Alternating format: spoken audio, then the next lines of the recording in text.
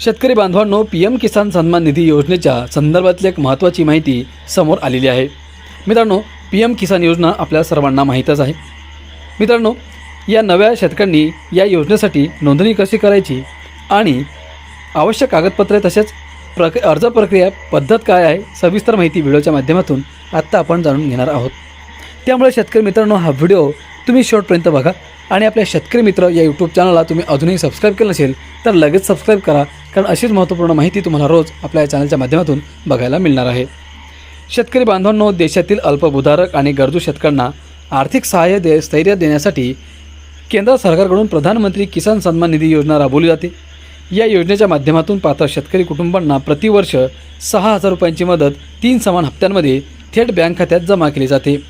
नुकतेच 18 वर्षे पूर्ण झालेले नवीन तरुण शेतकरी किंवा आत्तापर्यंत नोंदणी न करू शकलेले शेतकरी घरबसल्या या योजनेसाठी अर्ज करू शकतात। शासनाने ही संपूर्ण प्रक्रिया डिजिटल केल्यामुळे शेतकऱ्यांना कार्यालयाची उंबरठे झिजवण्याची गरज उरलेली नाही।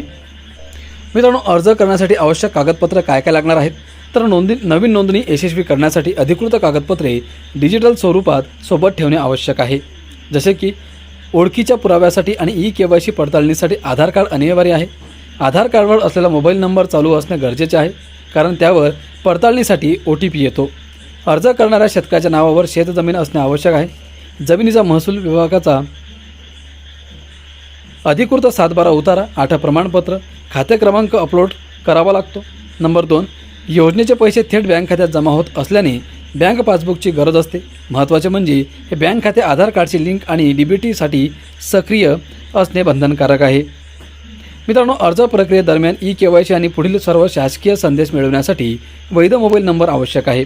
काही राज्यांमध्ये आणि नवीन नियमानुसार नोंदणी करताना रेशन कार्ड क्रमांक टाकणे आणि त्याची सॉफ्ट कॉपी अपलोड करणे अनिवार्य करण्यात आले आहे। शेतकरी मित्रांनो, ऑनलाईन नोंदणीची सोपी प्रक्रिया आहे, आपण थोडक्यात समजून घेऊयात। सर्वप्रथम शेतकऱ्यांना आपल्या मोबाईल किंवा संगणकावर PM किसान अधिकृत संकेतस्थळावर जावे लागेल।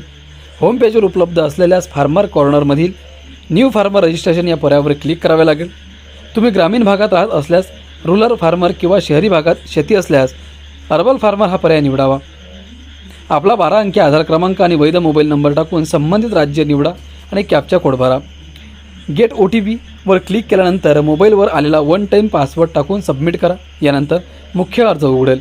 तिथे आपला जिल्हा, तालुका, गाव, बँक, IFSC बँक म्हणजे याचा कोड आणि जमिनीचा गट म्हणजेच खाते क्रमांक अचूक भरावा लागेल। जमिनीचा 7/12 उतारा आणि इतर मागितलेली कागदपत्रे विहित साईजमध्ये PDF फॉर्मॅटमध्ये अपलोड करावे लागेल। सर्व माहिती पुन्हा एकदा खात्री करून सेव्ह किंवा सबमिट बटनावर क्लिक करा आणि स्क्रीनवर मिळणारा नोंदणी क्रमांक जपून ठेवा। अर्जार्थी पडताळणी आणि शेवटचा टप्पा, तुम्ही सादर केलेला अर्ज थेट राज्य सरकारच्या संबंधित महसूल आणि कृषी विभागाच्या नोडल अधिकाऱ्यांकडे मंजुरीसाठी पाठवला जातो। तिथून स्थानिक तलाठी किंवा पटवाऱ्यांमार्फत तुमच्या जमिनीच्या नोंदीची प्रत्यक्ष पडताळणी केली जाते। ही पडताळणी यशस्वी झाल्यानंतरच शेतकऱ्यांचे नाव अधिकृत लाभार्थी यादीत समाविष्ट केले जाते। ऑनलाईन अर्जाची सद्यस्थिती तपासण्यासाठी शेतकरी पोर्टलवरील status of self registered farmer या पर्यायाचा वापर करू शकतात। म्हणजेच तुम्हाला सर्व प्रकारची प्रोसेस इथं आपण सोपी पद्धतीने समजून घेण्याचा प्रयत्न केलेला आहे।